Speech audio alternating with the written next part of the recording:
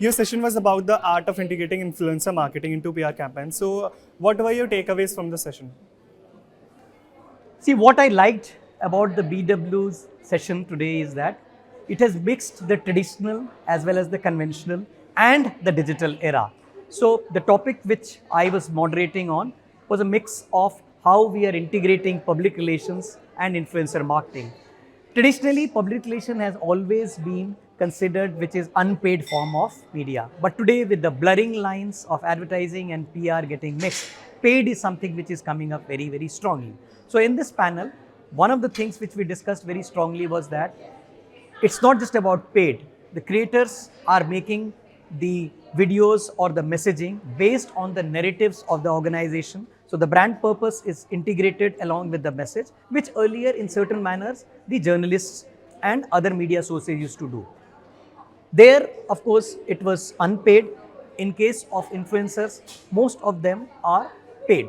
So in our panel, the 2-3 takeaways which came out very strongly was that the brand purpose needs to be identified very, very right, because then only the briefing can be given to the influencers in terms of what is the message which we want. The second was in terms of the ROI. So ROI also was very clear that it is not just the return on investment which the organization is wanting from the influencers. It is also that we respect, and the respect should also be for the audience. So every time anybody is scrolling their phone or any other instrument or the tablets, they are investing the time. So are we giving the ROI of the person who is spending time scrolling the influencers? And second, of course, with the brand. So that is something which is very good. The third, of course, came out that cost is something which we have to bear, but the cost will come from a different capacity.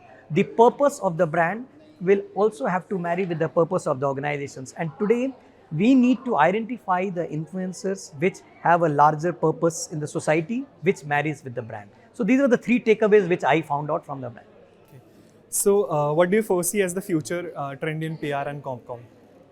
That's a very interesting question. I mean, honestly, forecasting future is something even in case of political psephologists they are unable to do, and considering the Delhi weather today, even the MET is not able to forecast what's the weather going to be. So forecasting what the trend in future of PR or advertising would be there. But yes, there are 2-3 things which we can see based on what the society and technology is playing a role. One is, of course, that technology is playing a key role, and it is integrating the way we communicate. Today, the lines are blurring between how we consume news, and today it is understood that everybody with a telephone or the, in a capacity of the smartphone or even different devices, a biker actually puts that camera there. So everybody has got a voice, everybody has got the power to communicate. So democratization has actually brought this thing. So the trend which will happen is that we are going to see more and more of this.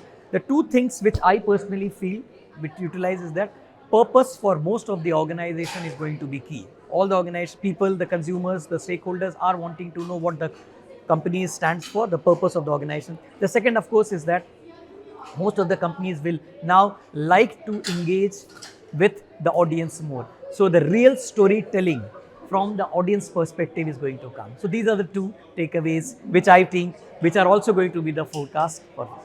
In the end, sir, a word of advice for the youngsters who are planning to enter the PR and Comcom. So the one word which I keep saying for most of us is look up.